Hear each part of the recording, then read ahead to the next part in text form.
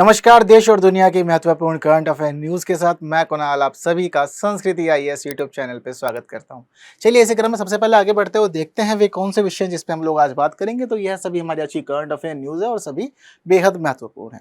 तो सबसे पहले जरूरी है कि हम पहली न्यूज को समझे जो हमें बता रही है प्रबल के बारे में। देखिए प्रबल यानी कि भाई बहुत अधिक बलशाली है। दरअसल है क्या, तो न्यूज चर्चाओं में इसलिए आई है, कह रहे हैं कि भारत की पहली लंबी दूरी की रिवॉल्वर, जिस रिवॉल्वर को नाम दिया गया है प्रबल, इसको 18 अगस्त को लॉन्च किया जाएगा। जिसके बाद जो लाइसेंसधारी लोग हैं और जिन लोगों को आवश्यकता रहती है, जो आधिकारिक पदों पे हैं, उन लोगों को यह इशू की जा सकेगी।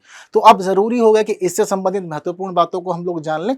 तो इससे संबंधित बातों में हमें देखने को यह मिल रहा है कि यह जो रिवॉल्वर है इसको तैयार किया गया है कानपुर में। कानपुर में भाई एक संस्थान है जिसका नाम है advance weapon and equipment India limited. ठीक, तो इसके द्वारा इसको तैयार किया गया। बताते हैं कि ये जो भाई ये पूरी की पूरी रिवॉल्वर है, इसका जो बोर है वो 7.6 mm का है, काफी छोटा है। आगे बता रहे हैं कि इसका जो बैरल है वह 76 मिलीमीटर है। और साथ साथ यह भी बता रहे हैं कि इस पूरी की पूरी रिवॉल्वर की कुल लंबाई जो है यह है 177.6 मिलीमीटर है। हालांकि इसका जो वजन है काफी हल्की रिवॉल्वर है और 700 ग्राम की रिवॉल्वर है। तो आने वाले समय में हमारे देश में नए नए आयाम शामिल कर रहे हैं ये रक्षा के क्षेत्रों में, और भारत को कुछ नई और महत्वपूर्ण उपलब्धियां इसके माध्यम से प्राप्त होने वाली है। हमें पता लग रहा है कि इस रिवॉल्वर की सबसे महत्वपूर्ण जो बात है वह बात यह है कि इसमें साइड स्विंग सिलेंडर लगा हुआ है। सबसे इंपॉर्टेंट चीज है। अब साइड स्विंग सिलेंडर का मतलब क्या, आप लोगों ने कभी मूवीज वगैरह में देखा होगा, तो मूवीज में क्या होता है कि कभी भी भाई जो रिवॉल्वर यूज करते हैं तो उसकी अगर गोलियां खत्म हो जाए तो उसको खोलना पड़ता है। खोलते कहां से, देखिए यह जो पॉइंट है इसको हम लोग जनरली देखते हैं कि इसको यहां से खोला जाता है, इसको अलग करते हैं और उसके बाद इसमें गोलियों को डाला जाता है, जिसके बाद वापस से इसको यूज किया जाता है। लेकिन इस रिवॉल्वर की सबसे खास बात यह है कि ये जो सिलेंडर साइड में लगाए गए उस वजह से इसको खोलना नहीं होगा। आप डायरेक्ट ही इसके माध्यम से इसमें गोलियों को डाल पाएंगे। तो वो बार बार की झंझट जो होती है ना खोलने बंद करने की, वो नहीं रहने वाली है। बात क्लियर है। तो सबसे इंपॉर्टेंट फीचर है ये इसका। दूसरा सबसे इंपॉर्टेंट फीचर जो इसका बता रहे हैं वह बता रहे हैं कि भाई इसकी जो फायरिंग रेंज है वह 50 मीटर तक है। काफी ज्यादा है अगर आप समझे तो। जनरली अगर मैं बताऊं, भारत में अब तक जितनी भी रिवॉल्वर बनाई गई हैं और जितनी भी यूज की जा रही हैं, उन सभी की जो रेंज है वह सिर्फ और सिर्फ 20 मीटर है। इससे ज्यादा तक उनकी गोली नहीं जाती। लेकिन अब यह जो नई रिवॉल्वर है आपको 50 मीटर तक की क्षमता दे रही है, जो कि बहुत खास है अपने आप में। बात क्लियर है। तो सभी पॉइंट्स को नोट डाउन कर लीजिए। आगे बढ़ते तो हमें पता लग रही है कुछ खास बातें अवेल के बारे में, जिसके द्वारा इस रिवॉल्वर को तैयार किया गया। कोई बहुत पुरानी संस्था नहीं है। कह रहे हैं कि वर्ष 2021 में ही इसको स्थापित किया गया था। तब से यह काम कर रही है और इसके द्वारा यह एक महत्वपूर्ण उपलब्धि प्राप्त कर ली गई।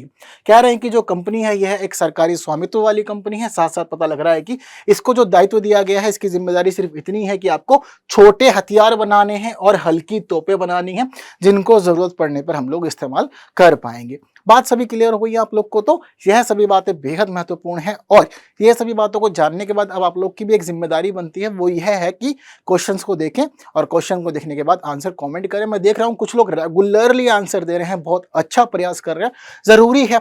और वैसे जितना भी पॉसिबल हो पाए कम से कम समय लीजिए, क्योंकि एग्जाम में हमारे पास समय कम होता है और हमें क्वेश्चन को समझना होता है। जैसे कि फिलहाल पहला क्वेश्चन हम लोग की स्क्रीन पर यह रहा, तो इसका आंसर मुझे जल्दी से कमेंट कर दीजिए आप लोग। ठीक है, तो इसी क्रम में बढ़ते हैं आगे और देखते हैं हमारी दूसरी न्यूज को, जो हमें बता रही है किवाक युद्धपोत समझौते के बारे में। तो भाई यह जो समझौता है काफी पुराना है। वर्ष 2016 में किया गया था यह समझौता भारत और रूस के बीच में। कह रहे थे कि भारत को 4 क्रिवाक श्रेणी की, जिसको तलवार श्रेणी भी बोला जाता है, इसके युद्धपोत दिए जाएंगे। लेकिन एक स्थिति यह थी कि 2016 में अग्रीमेंट साइन होने के बाद यह बोला गया था कि संभावना पूरी यह है कि वर्ष 2022 तक यह जो युद्धपोत हैं यह सौंपने शुरू हो जाएंगे भारत को। लेकिन बता रहे हैं कि बहुत सारी गड़बड़ी हुई, जिस वजह से अब इसकी डिलीवरी डेट को दोबारा बढ़ा दिया गया एक बार, और कह रहे हैं कि अब संभावना यह है कि आने वाले समय में यानी कि वर्ष 2024 में आपको इसकी डिलीवरीज मिल सकती है।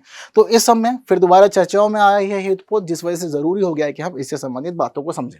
पहली बात तो यहां पता लग रहा है कि जो ये युद्धपोत है इसको क्रिवाक या तलवार श्रेणी के स्टील्थ युद्धपोत के रूप में जाना जाता है।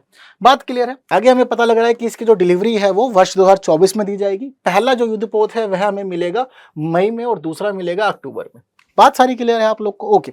अब यहाँ पर कुछ खास बातें जो आपको भी आने वाले समय में पता लगेगी, बट इन सभी को भी नोट डाउन कर लीजिए। कह रहे हैं कि वर्तमान में भारत के द्वारा ऐसे ही 6 युद्धपोत यूज किए जा रहे हैं, ठीक है। हालांकि काफी पुराने हो गए हैं और कह रहे हैं कि जो युद्धपोत हैं इनका वजन जो है वह लगभग 4000 टन है।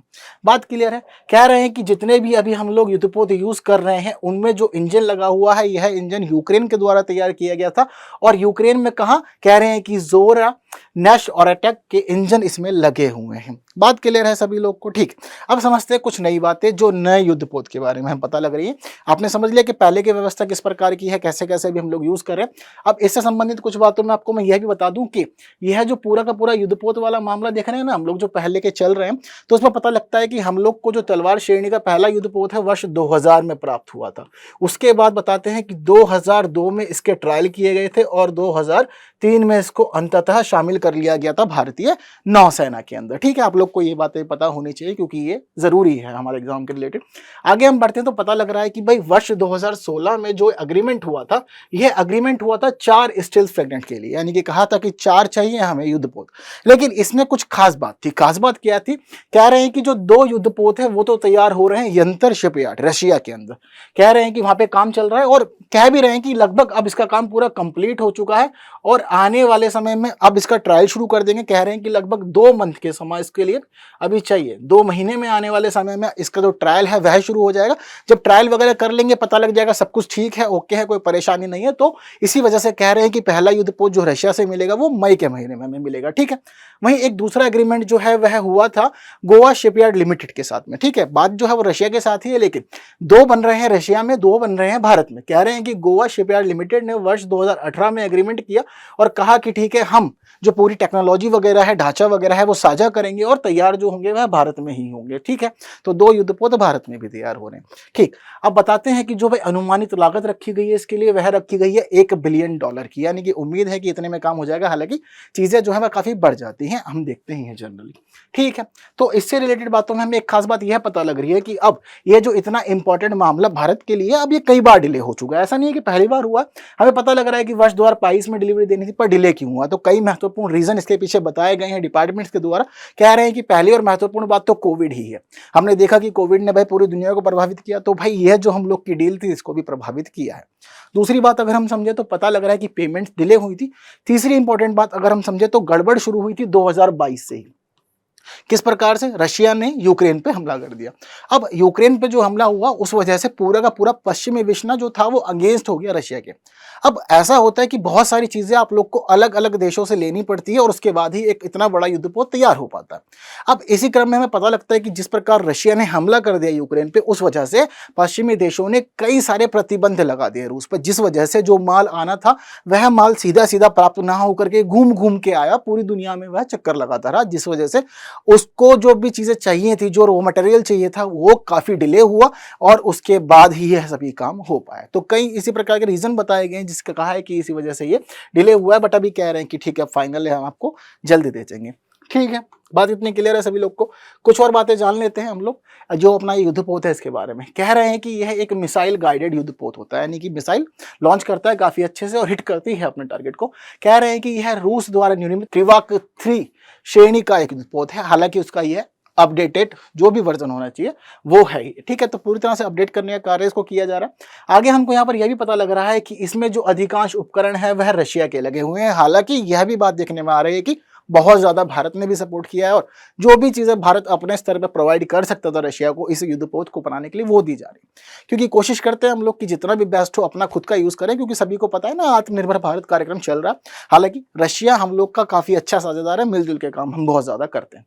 ठीक है, तो वही सब बात है। पहला जो आईएनएस तलवार था हमें कब मिला था? मई 2000 में मिला था। फिर इसका ट्रायल वगैरह हुआ और बाद में 2003 में इसको हम लोगों ने नेवी में शामिल करा दिया था। सारी बात क्लियर है आप लोग को? तो बहुत इंपॉर्टेंट टॉपिक है ये डिफेंस के नजरिए से और हमारे एग्जाम के नजरिए से, तो इसलिए जरूरी है कि सभी बातें याद रखी जाए और मुझे जवाब दे दिया जाए एक प्रश्न का जो आप लोग की स्क्रीन पर आ गया है। ठीक है, तो क्या होना चाहिए इसका आंसर? जल्दी मुझे कमेंट कर दीजिए। बढ़ते हैं अगली न्यूज की तरफ, जो हमें बता रही है ग्रिफेन और होरा कार्यक्रम के बारे में। तो भाई हाल ही में यह है जो पूरा का पूरा प्रोग्राम में शुरू किया गया, कहाँ पे, तो कह रहे हैं कि भाई इलेक्ट्रॉनिक्स एवं सूचना प्रौद्योगिकी मंत्रालय के द्वारा यह कार्यक्रम शुरू किया गया है।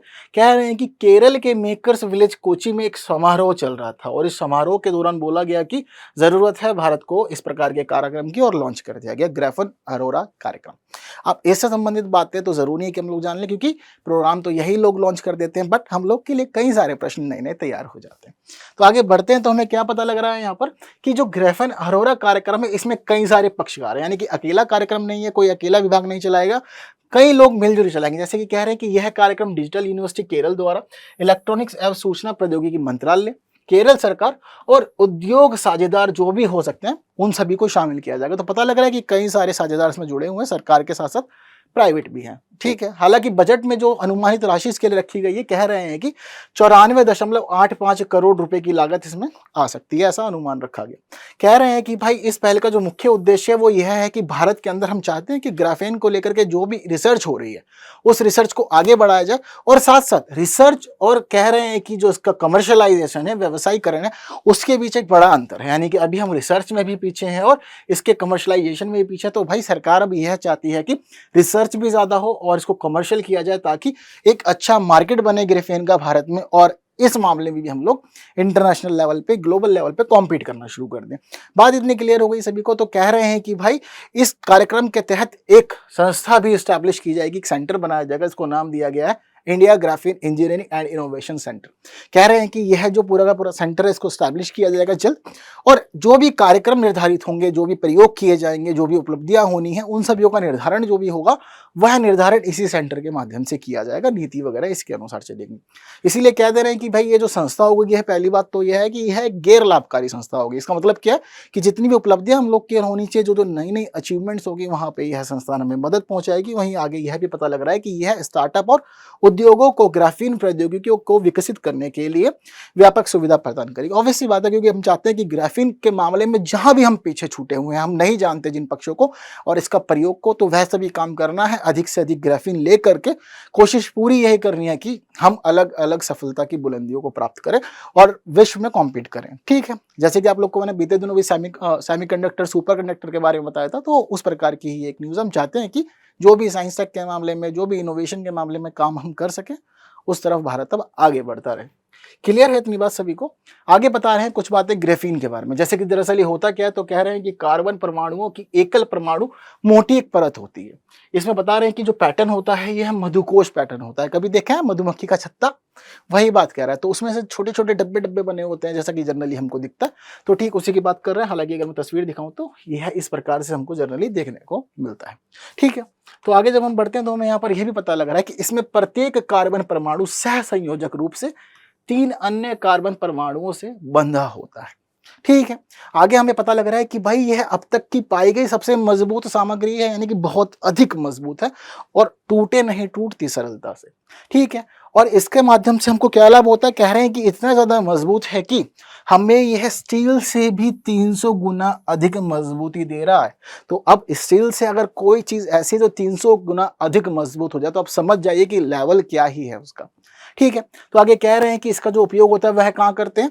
इलेक्ट्रॉनिक्स में किया जाता है, ऊर्जा भंडारण में किया जाता है, सेंसर बनाने में किया जाता है, कोटिंग्स में किया जाता है, कंपोजिट में किया जाता है, बायोमेडिकल डिवाइसेस में, विद्युत चालकता में, तापीय चालकता में, इसके अलावा और भी कहीं कर सकते हैं तो वहां किया जाता है। यानी कि इतनी मजबूत चीज है कि बहुत ज्यादा डायमेंशन है और काफी अधिक प्रयोग में आती है हम लोग के लिए। बात क्लियर है? तो महत्वपूर्ण प्रोग्राम है, तैयार रहिएगा फेस करने के लिए इसको यूपीएससी एग्जाम में। पर उससे पहले जरूरी है कि आप मुझे इस क्वेश्चन का आंसर दे दें। बेहद महत्वपूर्ण प्रश्न आप लोग की स्क्रीन पर। बात क्लियर है सभी को? तो बढ़ते हैं हमारी अगली न्यूज की तरफ, जो हमें बता रही है डीम्ड वन के बारे में। आजकल बहुत चर्चाओं में, बहुत न्यूज में आ रही है। आप कोई भी न्यूज़पेपर पढ़ रहे होंगे, वहां आपको ये देखने को मिली होगी। कह रहे हैं कि भाई ओडिशा सरकार ने एक आदेश दिया और आदेश के अनुसार कह दिया कि अब भाई कोई भी डीम्ड वन नहीं रहेगा हमारे स्टेट में या कहीं और भी। तो एक महत्वपूर्ण बात है अपने आप में, क्योंकि डीम्ड वन वाली स्थिति काफी लंबी है, पुरानी है, लेकिन अभी स्थिति ये हो गई है कि भाई भारत सरकार ने एक नया विधेयक प्रस्तुत किया है, जिसको कह रहे हैं कि वन संरक्षण विधेयक है, वन संरक्षण एवं संवर्धन विधेयक 2023 है। तो अब क्या किया है सरकार ने कि इस विधेयक के अंदर ना डीम्ड वन की परिभाषा को ही खत्म कर दिया है। अब इसके लिए जरूरी है कि डीम्ड वन एक्चुअल में माना किसको जाता है वह हम लोग समझ लें। तो अगर हम डीम्ड वन के बारे में जानते हैं तो हमें पता लगता है कि डीम्ड वन एक्चुअल में एक ऐसा वन होता है जो ना तो हमें सेंटर के तहत रजिस्टर मिलेगा ना ही स्टेट के तहत, ठीक है। अब वह भूमि जो कहीं रजिस्टर नहीं है तो उसको डीम्ड मान लिया जाता है, यानी कि किसी के पास नहीं, तो उसको मुख्य रूप से वाणिज्यिक औद्योगिक प्रयोगों में ले लिया जाता है। अब स्थिति क्या बता रहे हैं, तो यही कह रहे हैं कि ओडिशा की लगभग आधी वन भूमि डीम्ड वन मानी जाती थी, यानी कि वो रजिस्टर नहीं थी, ना तो सेंटर ने उसको कहीं पर दर्ज किया था ना ही स्टेट, ठीक है। तो इस प्रकार से क्या हो गया कि अब कह रहे हैं कि भाई आने वाले समय में डीम्ड वन नहीं रहेगा। क्यों? क्योंकि भाई जो नया विधेयक आया है उस विधेयक में बोल दिया गया है कि जितनी भी वन भूमि होगी या तो वो सेंटर के तहत रजिस्टर होगी या स्टेट के तहत, यह निर्धारित हो गया है कि रजिस्टर रहेगी वह भूमि। तो इस वजह से अब डीम्ड वन नहीं बचेगा। आगे बढ़ते तो पता लग रहा है कि राज्य में गैर वाणिज्यिक उद्देश्यों के लिए वन भूमि का उद्योग के हस्तांतरण को अब संशोधित वन अधिनियम के अनुरूप ही किया जाएगा। यानी कि राज्य सरकार ने कहा है कि गैर वाणिज्यिक उद्देश्यों के लिए अगर कभी भी वन की जरूरत होगी तो उसके लिए जो भी हस्तांतरण होना है, यह हस्तांतरण अब नया विधेयक जो आ गया है, अगर यह पास होता है, कानून बन जाएगा, तो उसके अनुरूप ही अब सारे कार्य होंगे और डीम्ड वन की व्यवस्था पूरी तरह से खत्म हो जाएगी।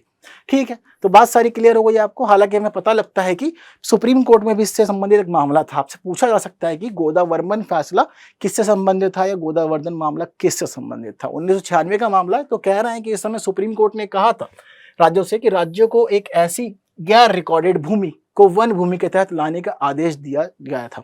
यानी कि सरकार को बोला गया था न्यायालय ने कि भाई जितनी भी डीम्ड भूमि है ना, उससे संबंधित आदेश लाओ, उसको शामिल करो अपने अधिकार क्षेत्र में, क्योंकि जरूरी है इसको शामिल करना, क्योंकि और संसाधन है, कहीं पर रजिस्टर्ड नहीं है तो उसका गलत प्रयोग होने की ज्यादा संभावना।